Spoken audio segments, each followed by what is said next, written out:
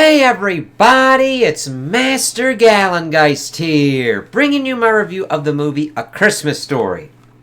Yes, this is the DVD, but I mean, it's got its 24-hour marathons on different channels now, but this is one other kind of cult classic, see it every Christmas, probably my favorite Christmas movie. There's a lot of Christmas movies that I like, and certain ones that aren't considered Christmas movies, but I consider Christmas movies. But it's just that kind of perennial one that is just so well done to me, and just what it kind of looks at for Christmas and being as a kid. It reminds me of when the 360 came out for me. It connects with wanting the 360 and Ralphie wanting the Red Ryder BB gun and knowing everything kind of about it. Now, I was older than him at that point with the 360 being out, but it really captures that whole thing of being a Christmas story and being a kid and being at that kind of age and what he kind of has to go with and deal with. And I know it's kind of all over the place, but I think that works to the movie's advantage because you're in the mind of a kid at around Christmas time. So there's a lot of weird shit going on, and you think about yourself because it talks about visionettes in the Wikipedia article. And I kind of agree with that because you got things that are kind of connected, but it isn't always told in a kind of flowing kind of manner. We see stuff going on with the father, we see stuff going on with the mother, we see Ralphie, and then Ralphie and his friends, Ralphie and his brother and all that kind of stuff, and what kind of goes on with it. It's kind of the manicness that goes on at the end of the year, and it really kind of captures that. Now, this says that it's around the 1930s, 1940s. That kind of works off. I kind of consider it more into the 1940-ish kind of region, mainly for what kind of cars are done. This was made, let me see, in 1983. Based on the 1966 book, In God We Trust, All Others Pay Cash, by John Shepard. And he narrates as the older Ralphie, and Peter Billingsley, Ralphie, is him at that age, which is kind of funny because he is also in the MCU in Iron Man 1 and dealing with the Mysterio stuff in Spider-Man. So, yeah. Now, there's also a sequel to this that is kind of the second one, but not really. Its canon nature's kind of iffy, but there's another one that they did for an adult Ralphie that is more considered, I think, a sequel. It's kind of messy. But I just love this movie because of what it does to kind of capture it and how it's always on the holidays. So he's 9 years old. He's in Northwest Indiana. He wants the Red Ryder carbine action 200-shot range model air rifle with a compass in the stock and a thing to tell time. Don't worry, we'll learn about that all. So we see it kind of going on as we're introduced. We see this Higsby window, and yes, if you're nowadays before the internet, you would have storefront windows and it would show off the stuff for the season. It's oh God. It's yeah, because you didn't have a way to kind of disseminate. You had shopping catalogs as well. That is the kind of longer distance kind of one, but you would have that kind of stuff to show off because we see Ralphie talking about it and looking at it holy fucking shit, and linking up with his friends and wanting to get this kind of thing. Seeing him overplay his hand on certain kind of stuff as we see and learn about his father and his mother and everything that kind of goes on. The father cursing and fighting a furnace, dealing with his car, dealing with this major award that he had won. His mother, which is kind of funny. Ralphie's 9, and the adult one's my mother hadn't had a hot meal for herself in 15 years. I'm you and Randy aren't old enough to even fucking be able to wreck that. What the fuck, man? But you do see it as everybody's asking for seconds. She has her plate going up, going down. I'm oh God, that really reminds me of my mom, but I try to help her as much as possible to make sure she has those good kind of food, have a hot meal and everything. It's but you're oh shit, you can link up with that. Randy not eating voluntarily, and the mother being able to go with another kind of route to have him eat like a piggy. Funny thing is, he hates meatloaf, and the meatloaf does get pushed off the plate. He's mainly mashing his face into the potatoes and the cabbage and everything kind of going on. Them going to school, and Randy being stuffed in like a tick about to pop. All this stuff, he's like, I can't put my arms down. And the thing is, he goes to school.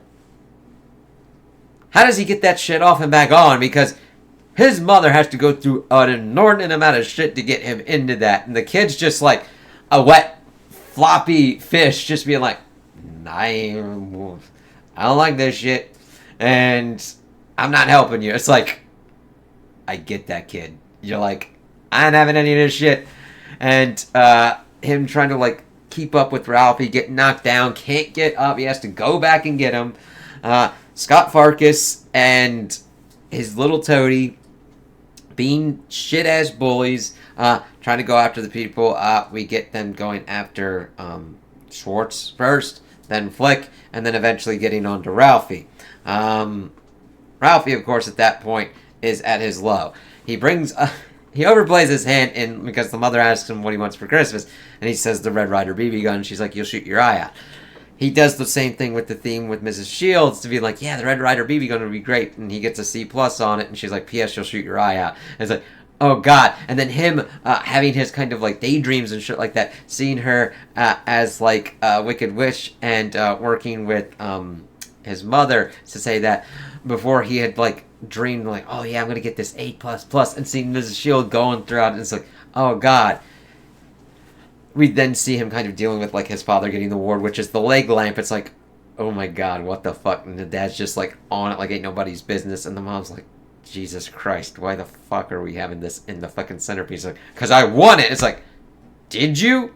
Like, what did you do? He actually thought he was getting a fucking bowling alley. It's like, well, they could send the deed over. It's like, right. Well, we all know people that kind of think like that. So, let's see. The shooting the eye out. Of course, the father trying to help his father with a tire as he's trying to do the stuff with the like Indianapolis kind of stuff, knocking the hubcap out of Ralphie's hands and him dropping the F-bomb.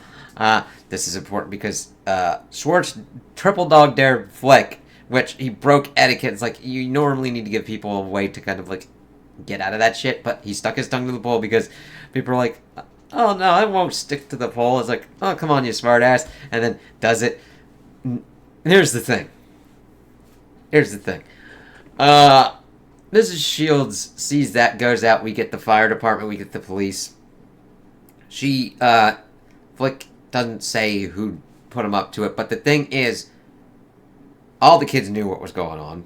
They saw that, and they left that kid out there. I am not one to put mass punishment willy-nilly. I had that happen to me in school where, like, some kids were talking, and this assistant principal said, fuck you people, you're not, these grades aren't going to go see these Chinese acrobats that were coming to the school. And I'm like, that's bullshit. All of these kids left that kid out there.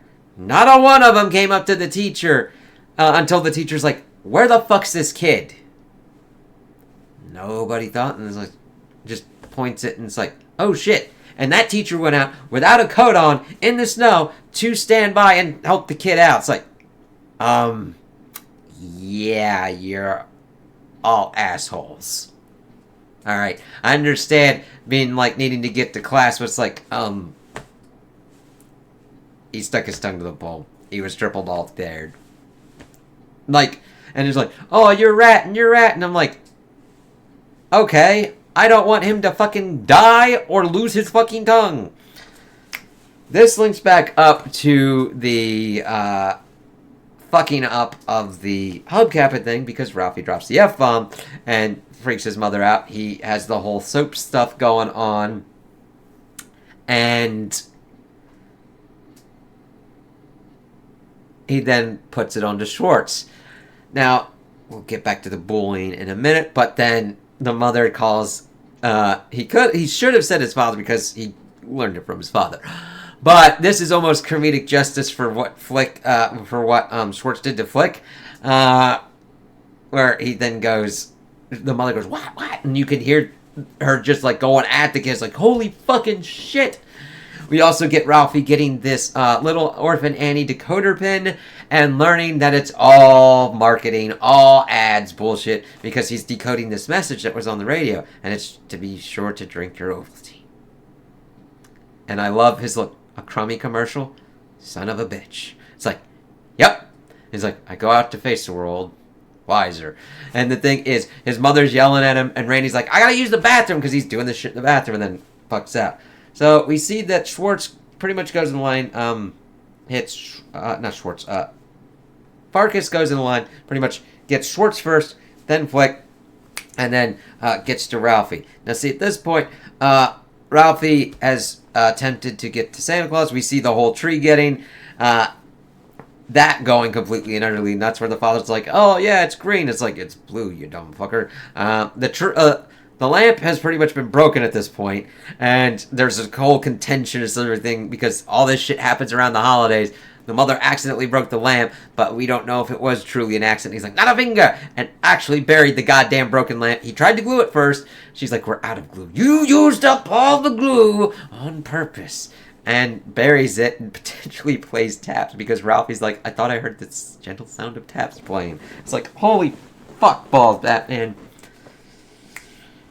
So we see the family go, looking at this whole kind of parade going on, getting to Santa, and it's funny because it's like, oh yeah, the line's not that long. Place closes at 9. And he's like, kid, what the fuck are you doing? The line ends here. Not like that. It begins back there. It's all the way back there. They get accosted by these people dressed up as the Wizard of Oz. So it has to be after that came out. So definitely after 1939?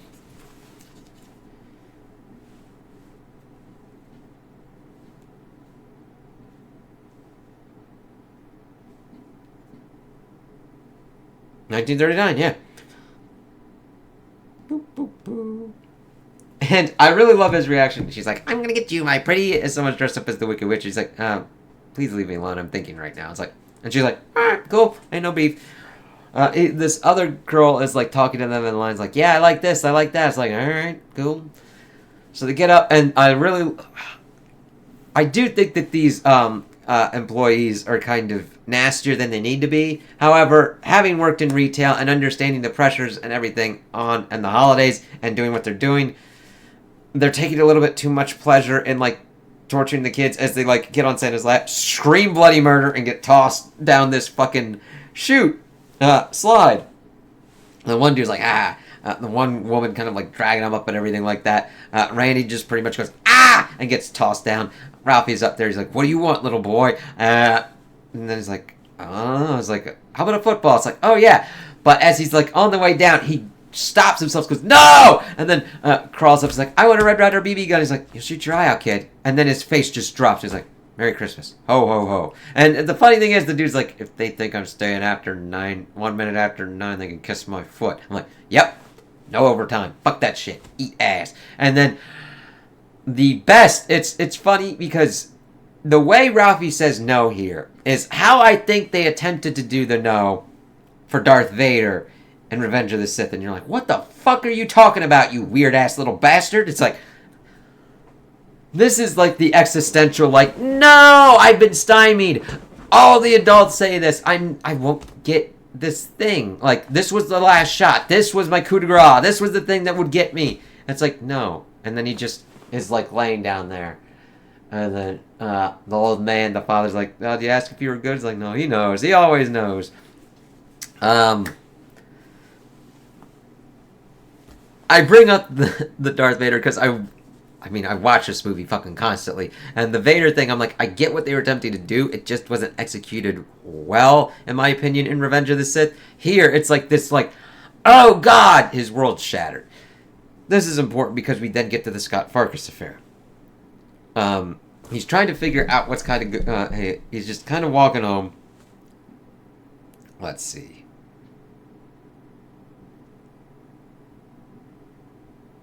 Yeah. And it's funny because we see little things back and forth throughout the movie that help do break up the pacing.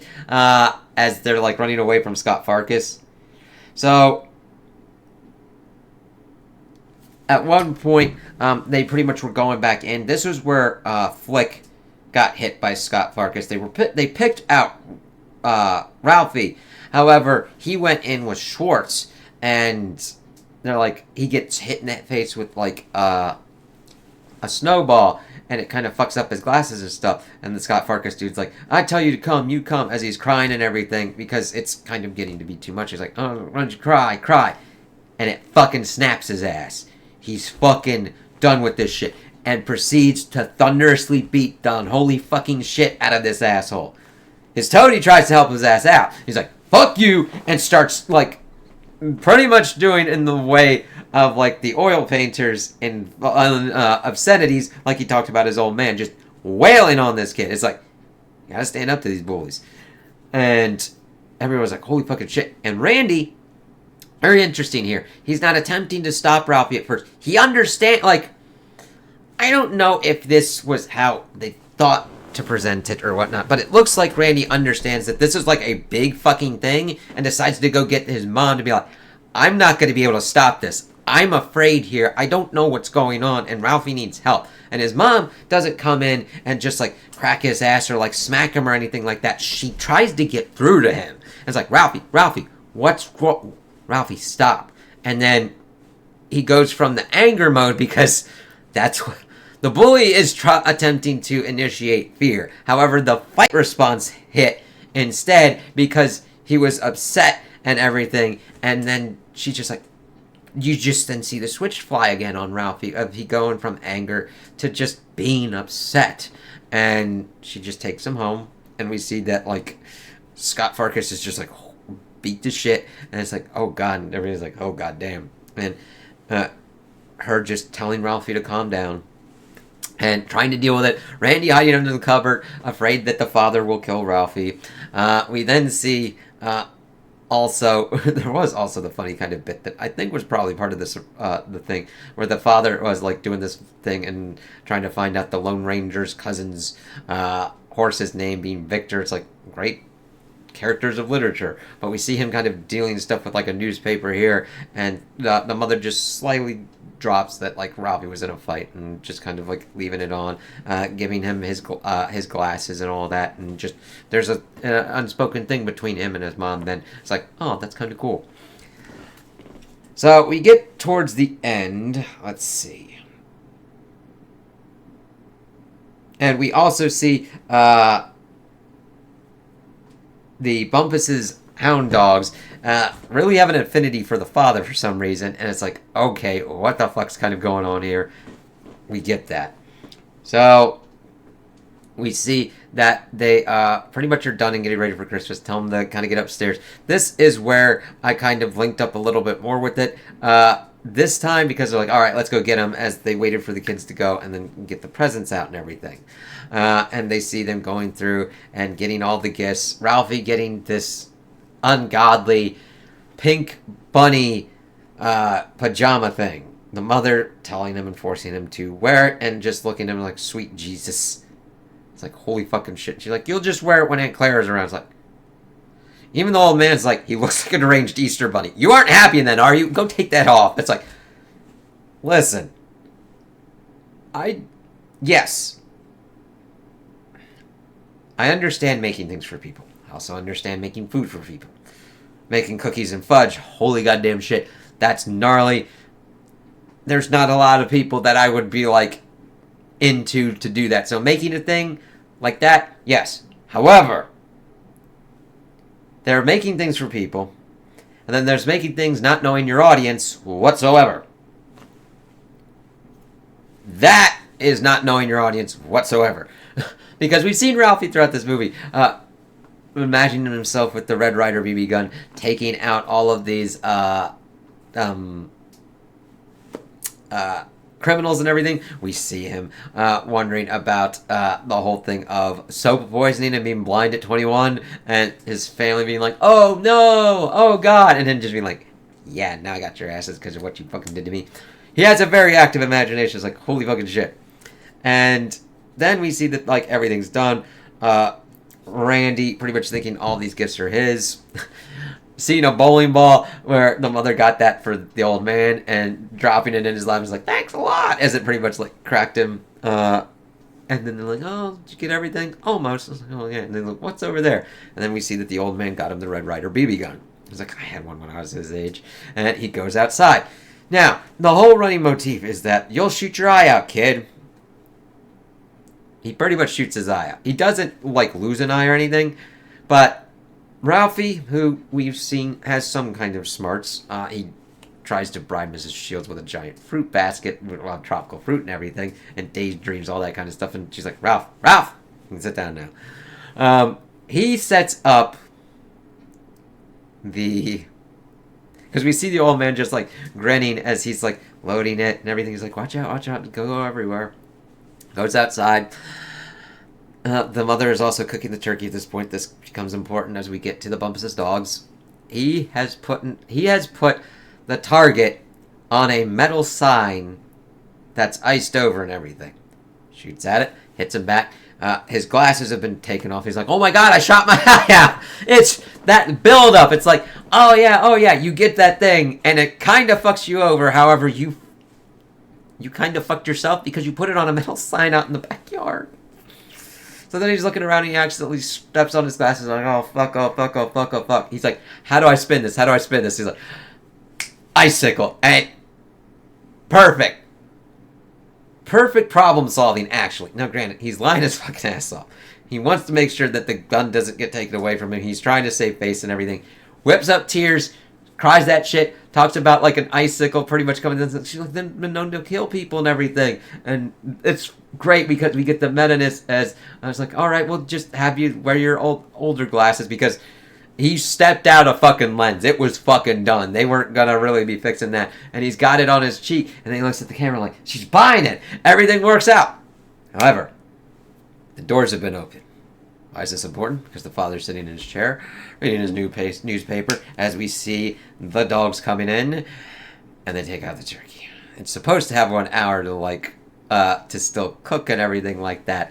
As he's like going for it, and she's like, don't eat that, you'll get worms.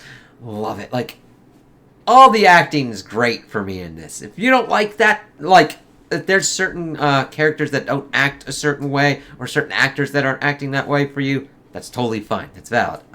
Like, you can subjectively, there's like, ugh.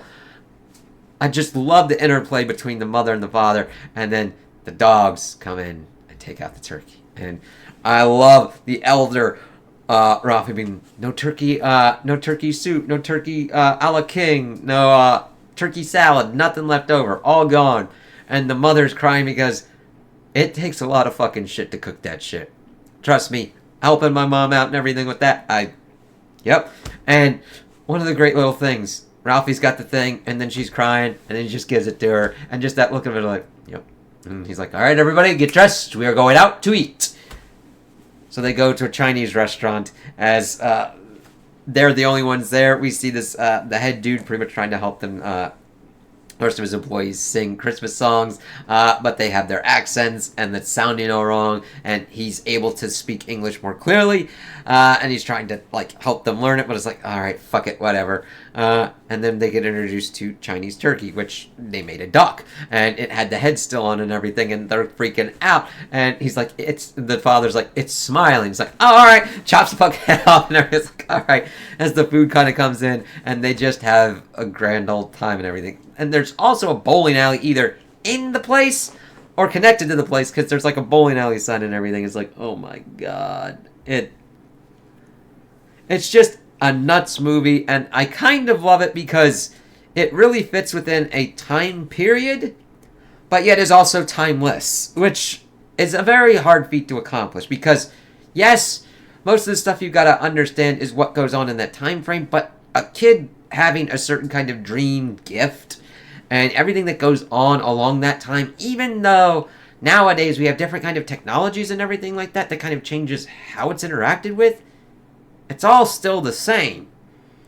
You're always kind of dealing with your friends, you're dealing with your asshole people that you got to deal with, and you're like, alright, get off, finish this year out, do this kind of shit and everything. And there's differences, yes, but there's also the similarities of you just want the year to be done.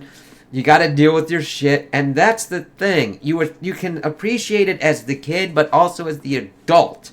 Movies being able to do that is a very hard feat, but it's taken me growing up with this movie for fucking decades at this point. God, I'm an old shit. To kind of get that, I'm like, yeah, you at first empathize with Ralphie and everything like that, and hopefully you continue to do that as you grow older, but then you also empathize with the parents and see what's kind of going on with them and what they have to deal with. And it just works for me. It's one of those ones where that movie, it hits all of your check boxes and just becomes a part of you and your tradition. That is what good art should do. If this movie doesn't hit with you for that, it's fine. It's quite alright. It's like, alright, cool, that's not for me. But if it is, I understand that. I get that. Like, there's certain things that just hit with you. And that is important with certain franchises, like your Star Wars, your Star Trek, your Harry Potter, your Lord of the Rings, everything like that. And why, when they continue to do certain kind of things, it feels like they're trying to, like, take and murder your shit, which they're definitely trying to nostalgia mine that motherfucker. But you have that thing still. You still have the feelings that it made for you. It still can be that important thing. So fuck those corpo shitbags that are trying to, like, just put out shit and just be like, yeah, I got my shit. You can attempt to try and change that shit, but fuck you, buddy. I got mine. And then try and pass that on to other people. That's that kind of thing. That's also the other kind of thing in here. Passing that on and trying to do kind of better. Because the father's like, I had one. And the thing is, you think he's just a cantankerous old shit. But he's seen what Ralphie has wanted with this and what he's attempting to do and how he's trying to be on his best behavior. And sometimes you can't fucking do that. You can try and be the best person you can be, and then sometimes things are just out of your fucking control and things just go completely and utterly nuts. And this movie really does that because of him, like, going on with Scott Farkas and everything like that. But I would definitely recommend this. Is it for everybody? No, I totally get that. If you don't like how it's set up and how the vignettes kind of, like, go into each other, I get that. Like, how it's structured, not for everybody. I mean, it's 98 minutes. It's decent length. I don't think it overstays its welcome or, like, is too short. It's just kind of right. I recommend it, but if you're, like, hearing stuff from what I'm saying and not liking it, that's quite alright. I just always laugh and everything and have enjoyment, no matter how many times I see it. I could come down and almost know exactly kind of what part is, times certain kind of things. I'm like, oh yeah, I'm at this part. Alright, yeah, I got this. Yeah, this is one of the cult ones that really does stand up, and because they put it on so much with the 24 hours on even more multiple channels now, I'd definitely seen it all the way through before, at least once, even in bits and pieces, but I did sit down and watch it with the DVD, which had some weird kind of stuff, but it is in 4K. So if you want to check that out, check it out with whatever kind of places you can. So those are my opinions on the movie. Tell me what you guys think in the comments below. If you liked it, if you didn't like it, if you agree with me, if you disagree with me. Also, like and subscribe, and I hope you have a good day.